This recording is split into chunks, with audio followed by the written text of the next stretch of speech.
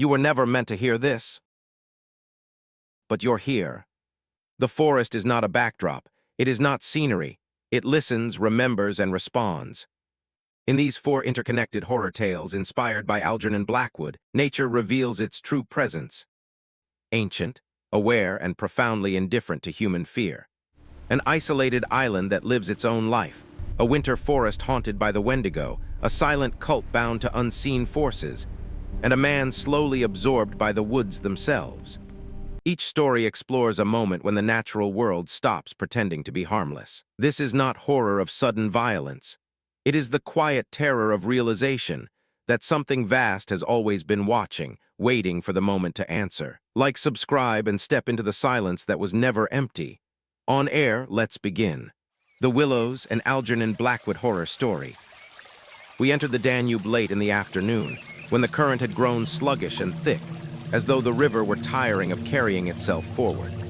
The water was cloudy and heavy, and our canoe slid across it in complete silence, as if we did not exist at all.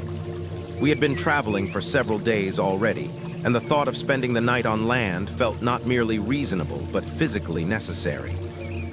We did not notice the island at once. It stood out neither by shape nor by size, only a dark smudge ahead, where the current curved unnaturally around an absence. As we drew closer, it became clear that the island was entirely overgrown with willows. Low, twisted trunks pressed tightly together, forming a solid wall from which long, thin branches hung down like tangled hair. There was no sand, no open shore, only roots rising out of the water and shadow. I disliked the place the moment I saw it. Not fear, something closer to the sensation of a mistake, as though we had misread the map or overlooked a warning sign. Everything about the island felt misaligned. Distances deceived the eye, and the shoreline did not match what the mind expected to see. But turning back against the current was unappealing, and the nearest settlement lay far downstream. We decided to stay. When the canoe brushed against the exposed roots, I felt a strange vibration. Not an impact, but a tremor, as if the island had answered our touch. We hauled the boat ashore and settled on a narrow patch of ground just clear of the water. The soil was damp and springy like a sponge, and it smelled not of decay, but of something dry and ancient, like dust sealed inside a forgotten room. As dusk fell, the silence became unbearable. There were no birds, no insects, no familiar sound of water lapping against land. Even the river itself seemed to muffle its presence as it slipped past the island at a distance. The willows stood motionless, yet their branches swayed slowly, though there was no wind. The movement followed no rhythm. It felt autonomous, as if it belonged to the island's inner life. We built a small fire. The flames behaved oddly, leaning sideways rather than rising, as though drawn toward the trees. The shadows cast by the willows appeared unnaturally dense, almost solid. I realized they did not quite match the shapes of the branches above them, but lagged behind, like reflections in warped glass. At one point, the shadow of a trunk shuddered without the tree itself moving, and I looked away. Night fell abruptly. There was no transition, no gradual fading of light. Darkness here was not the absence of illumination, but a dense substance filling the space around us. It pressed inward, restricted movement, forced us to stay close to the fire. I suddenly realized I could no longer tell where the firelight ended and the darkness began. The boundary had dissolved. A sound came from somewhere deep within the island. It was not natural, not anything I could associate with the forest or the river. It resembled a heavy, drawn-out breath, wet, deliberate. We exchanged glances. The sound came again, closer this time, and I understood that it did not come from any single direction. It was everywhere, spread across the island like pressure. The willows stirred, slowly with effort as though waking. Their branches reached toward one another, weaving together, forming arches and passages that had not existed before. Space itself began to shift. The island seemed to expand, to deepen, to grow larger than it could possibly be. I could no longer reconstruct its original shape in my mind. I felt the ground beneath me move slightly, not sliding, but turning like a body adjusting in sleep. In that moment, I understood with chilling clarity. We were not merely on the island.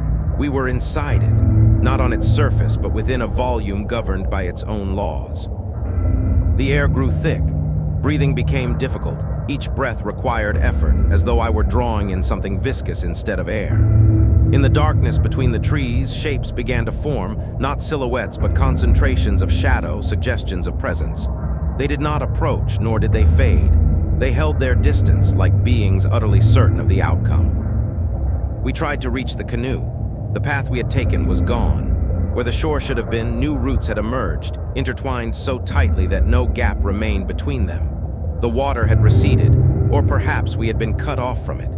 Then I realized I could no longer hear the river at all, as though it had ceased to exist for this place.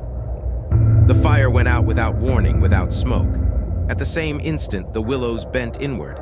I heard the sound of wood cracking, not dry and sharp, but wet, like tearing flesh. The branches lowered themselves, and there was no randomness in their motion. It was coordinated, deliberate, almost thoughtful. A realization came to me, horrifying in its clarity. This world was not hostile. It was simply not meant for us. We were an error, an intrusion, noise within a foreign order. And for that reason alone, we had to be removed, not out of hatred, but necessity.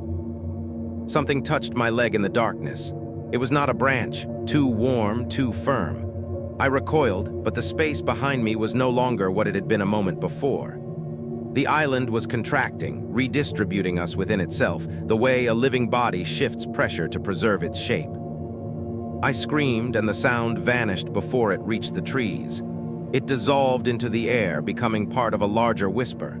There were no words in it, only intent. It came not from creatures, but from the place itself, from the structure of reality here. Time stretched, either into an endless span or into a single, fleeting instant, and then everything stopped. I did not immediately realize that morning had come. The light was gray and flat, as though the world had been drained of color overnight. The willows stood motionless again. The island had shrunk, become familiar, almost harmless. But I could see now that their arrangement had changed, as if they had slowly reorganized themselves, remembering us and everything that had occurred. The canoe was where we had left it, intact. There were no signs of the night, no broken branches, no marks of struggle. Only the ground beneath our feet was slightly warmer than it should have been, and that warmth did not fade. We left without speaking. Neither of us looked back, but I knew it made no difference. The island did not need our gaze to know we still existed. Once we pushed off, the current suddenly quickened, as though the river itself were eager to carry us away. The paddling was effortless, almost assisted, and that help felt deeply unsettling, as though we were being guided. I turned back despite myself. The island diminished rapidly, yet did not disappear. Its outline remained unnaturally sharp, as though the space around it obeyed different rules. The willows no longer appeared chaotic. Now they formed a single structure, complex, deliberate, like an organ performing its function within the body of the world. We had seen only the outer layer.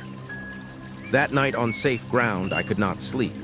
Each time I closed my eyes, I felt that dense air again, that silent movement. Sometimes, between inhalation and exhalation, there was an extra pause, as though something were deciding whether to allow me to continue breathing. Time passed. We never spoke of the island again, yet whenever I am near trees now, I feel uneasy. Not fear, watchfulness, as one feels in the presence of something intelligent pretending to be still. Branches sometimes move too precisely in the wind. And then I understood. We had not been released. We had been marked. And if that world ever chooses to meet us again, I know this, the willows will recognize me immediately. Wendigo, an Algernon Blackwood horror story. We set out on a hunting trip in late fall, pushing deep into the northern forests of Canada, places even experienced guides rarely enter.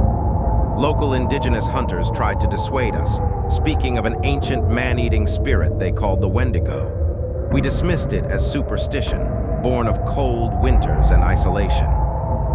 They warned us that in those woods a man could lose more than his way. He could lose himself, his mind, his memory, his voice. They said the forest listens, that it remembers footsteps. We laughed and stepped beneath the dark canopy of trees, unaware that the silence around us had already grown too attentive. I realized we were lost when the compass stopped pointing north. The needle trembled, as if sensing a foreign breath, and each time it settled, it pointed in the same direction, deeper into the forest, where there should have been nothing but snow and stillness. We had been walking for days. The northern forest lay motionless like a frozen sea. The trees stood too evenly spaced, their shadows stretching in directions that did not match the light. At times it felt as though the air itself was heavier than it should be, resisting every breath. That was when I first heard a sound no human voice could make, a distant cry stretched thin by the wind, yet unmistakably shaped like speech. Desperate, alien. At night, the campfire gave no warmth. The flames burned steadily, but the cold did not retreat, as though it came not from outside, but from within. My companion barely spoke. He stared into the darkness between the trees as if expecting something to step out. When I asked what he saw, he didn't answer right away. It knows we're here. From that moment on, the forest began to change. Trails we followed during the day vanished by morning. Tracks in the snow ended abruptly, as if wiped away by an unseen hand. Sometimes I had the disturbing sense that we weren't being watched from behind the trees, but from within, as if the forest itself were looking through our eyes. On the third day, we found tracks that could not belong to any animal. They were too long, as if whatever made them walked without fully touching the ground. The distance between each print was inhuman. I tried to convince myself it was just distorted snow, but fear had already taken root, and it would not let go. By evening, the wind rose. It didn't just howl, it formed sounds that resembled fragments of words. I heard my own name, or perhaps the wind only shaped itself into something that sounded like it. My companion was deeply shaken. He covered his ears, but it didn't help. Soon it felt as though the sound wasn't outside at all. It was forming directly inside our heads. That night I woke with the certainty that someone was standing very close. The fire had gone out, though the logs were damp and should not have burned so quickly. In the darkness, I made out a silhouette too tall, too thin, something humanoid, almost human, and yet not. Most clearly, I saw its eyes, like two stars torn from the night sky and set where eyes should be. And on its head were antlers like those of an old, majestic moose, but they inspired no reverence, only fear. It did not move, yet its presence pressed down on me like weight. When I blinked, it vanished. The forest fell unnaturally silent, broken only by a distant, hollow wind high above the treetops. By dawn, my companion was gone. There were no signs of struggle, no screams. Only his backpack, carefully placed beside a tree as if he had chosen to leave unburdened. I called out to him, but the echo returned my voice stretched and distorted, as though something were tasting it. I was alone. The forest no longer concealed its intent.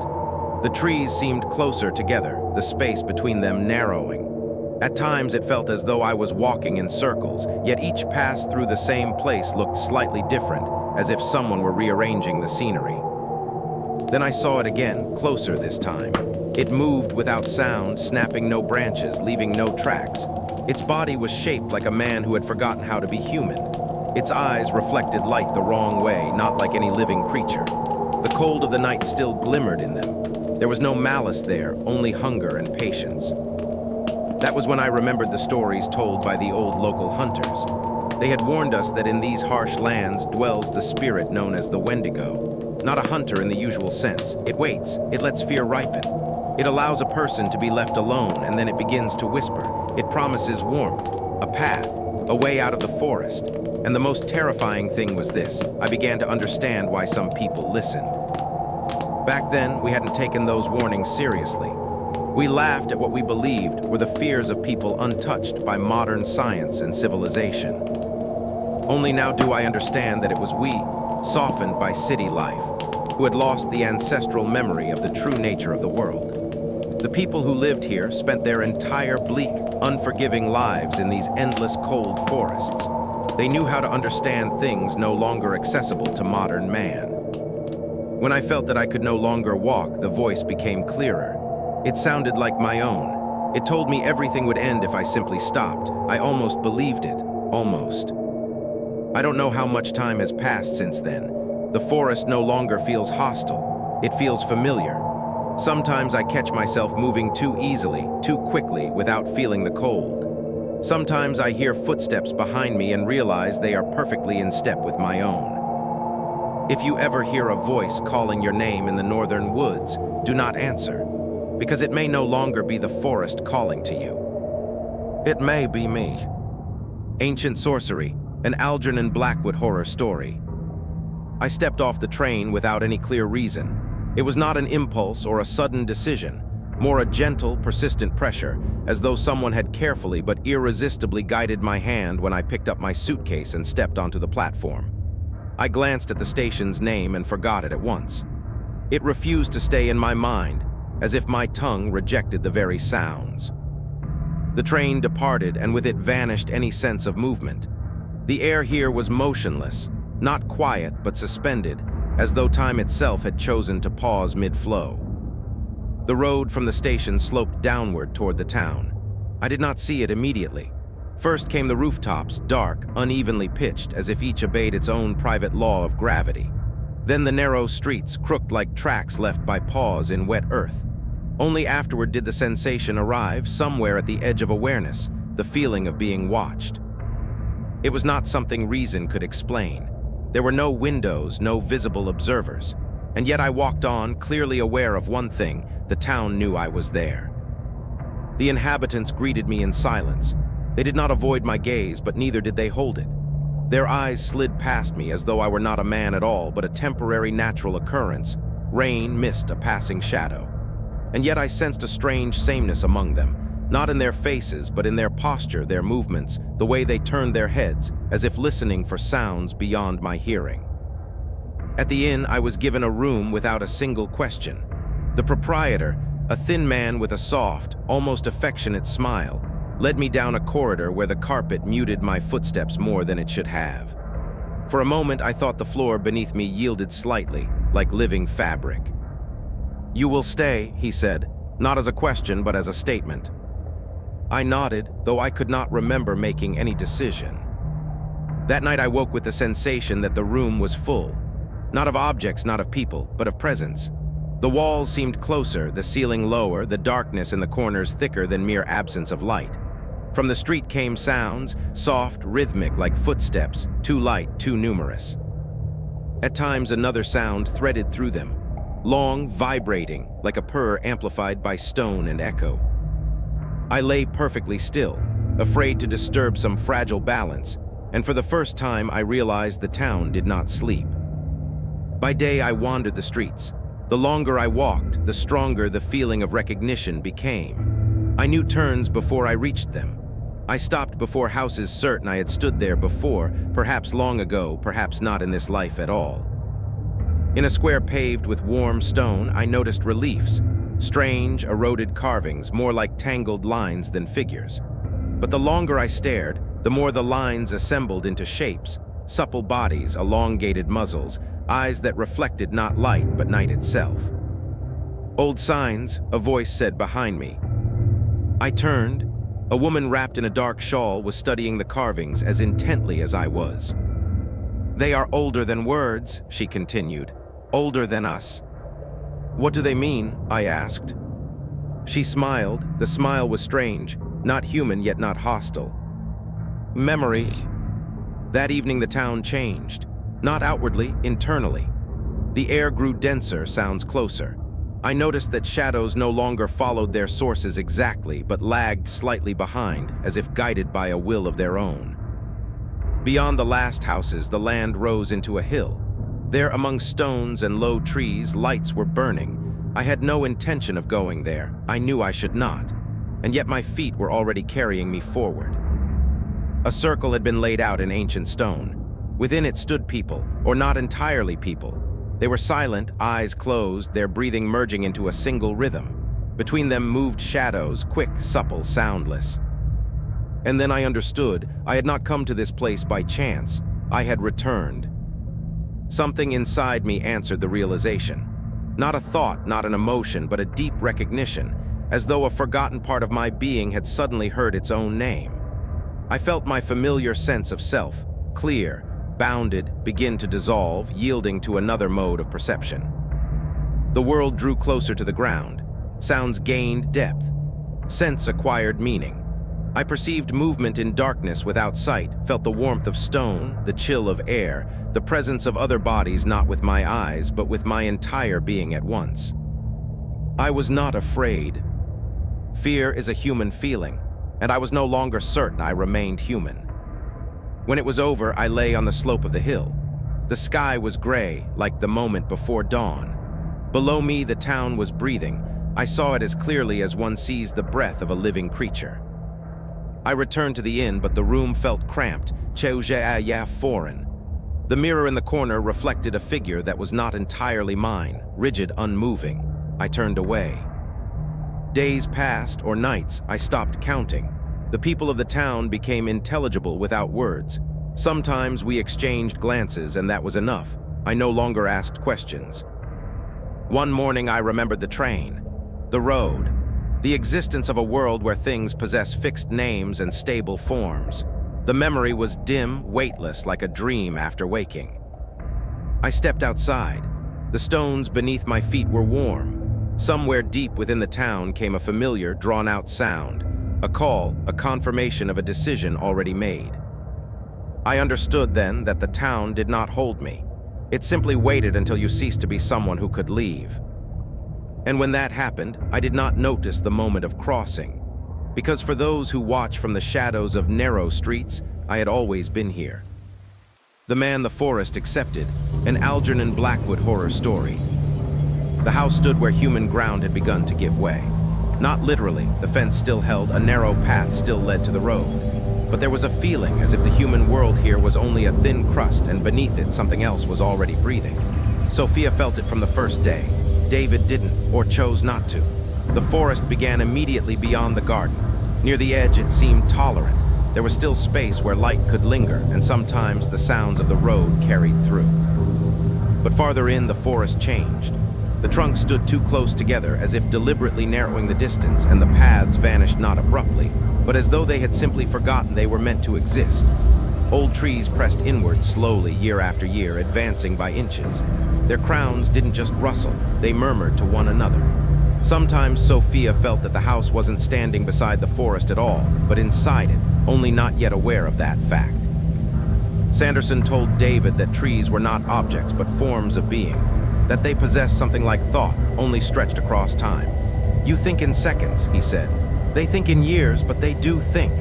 He added something else, that a forest is never a single whole, that it consists of layers, like a thought unfolding slowly and not for human minds.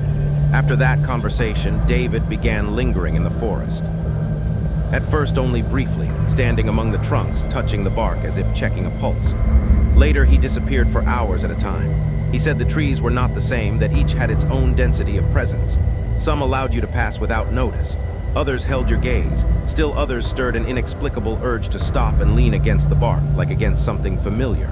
He returned quiet, distracted, with something missing behind his eyes. He stopped describing what he saw. He only said, "It's different there." Sophia tried to remind him of the house, of warmth, of familiar things. He listened politely, the way one listens to something important to someone else, but meaningless to the listener. His body was still beside her, but his attention was not. It had drained away to where the roots began. The deeper he went, the less the forest resembled an ordinary natural space. It became a state of being. The air wasn't just damp, it felt saturated, as if something alive but unseen had dissolved into it. The sound of footsteps faded quickly, as though the ground refused to remember them. Sometimes David felt the forest adjusting to his presence, branches dipping slightly lower, trunks aligning into passages that vanished the moment he looked away. The forest never called loudly. That was its strength. It didn't demand, it didn't promise, it simply existed. It offered depth, stillness, a sense of correctness.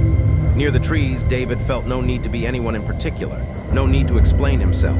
They accepted him without shape, without name, without past. One day, Sophia noticed that David's movements had changed.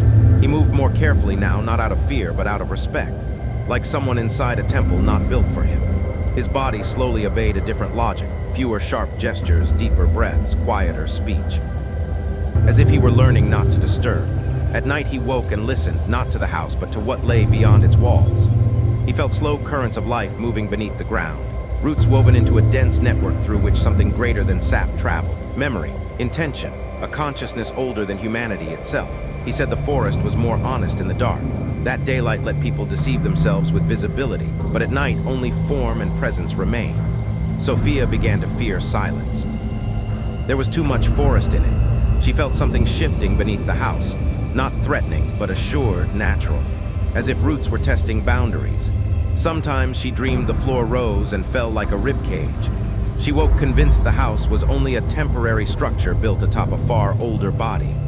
Gradually, David stopped distinguishing where his body ended and the world began. Once he said he felt cold not on his skin, but deeper, as if temperature touched the structure beneath him rather than the surface. He complained of a strange heaviness in his legs, a stillness as though they were no longer meant for movement.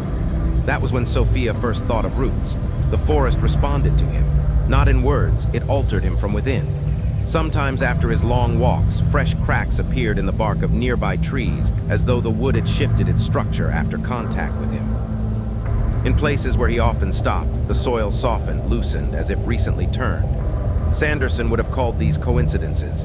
Sophia saw signs. One day she followed him. She didn't call out, didn't warn him. She simply walked behind. David moved with certainty, like someone no longer choosing a path, but obeying one. Deep in the thicket, he stopped and leaned against an old beech. His palms settled on the bark as if they already knew its shape. "Can you feel it?" he asked without turning. Sophia didn't answer. She did feel it, and that terrified her more than anything. The air was thick, space felt compressed. The forest was no backdrop, it was a presence. And that presence was looking directly into her eyes and deeper. Later, Sanderson said it was natural, that some people are too fragile for the world of forms and too sensitive to the world of essences, that the forest does not destroy, it rewrites. But Sophia watched a person disappear, slowly, without violence. David stopped caring about time, about days, about food. His speech grew rare but precise. He spoke only what he considered necessary and never about himself. He spoke of the trees the way one speaks of loved ones, without description, only understanding. The climax was not sudden. It was inevitable. The forest no longer let him stray far. Each walk went deeper than the last, each step quieter but more certain. David said he no longer felt like a guest, that the trees had recognized him. On the final night, Sophia woke to a sense of absence. David was gone. Outside the window, the forest stood motionless. It was dark, but not naturally so. This was not darkness. It was the absence of light, as if moonlight and starlight had been absorbed for purposes of its own. Just as the forest drank sunlight by day, at night it consumed the light of the sky for something darker, something far more unsettling. The forest did not hide what was happening. It was open, calm, dense. It did not lure, it knew they would come regardless. She found him where the trees stood closest together. He stood among them, almost indistinguishable from the trunks. His breathing was slow, like growth. His body was at rest. When she called his name, he didn't answer, but he heard her. It simply no longer mattered. The trees inclined, not noticeably, not at once. It was only the completion of a process already underway. Underground, the roots drew closer. The forest did what it had always done. It absorbed. For Sophia, it was a disappearance. For David, a return. He did not die, he became part of the forest. By morning, the forest looked as it always had. Only one tree stood slightly thicker than before, and if you stared at its bark long enough, you could make out a strange pattern like the imprint of a hand, forever sealed in the wood. Sophia left. The house remained. So did the forest. It did not celebrate. Human affairs were of no importance to it. It simply continued to grow.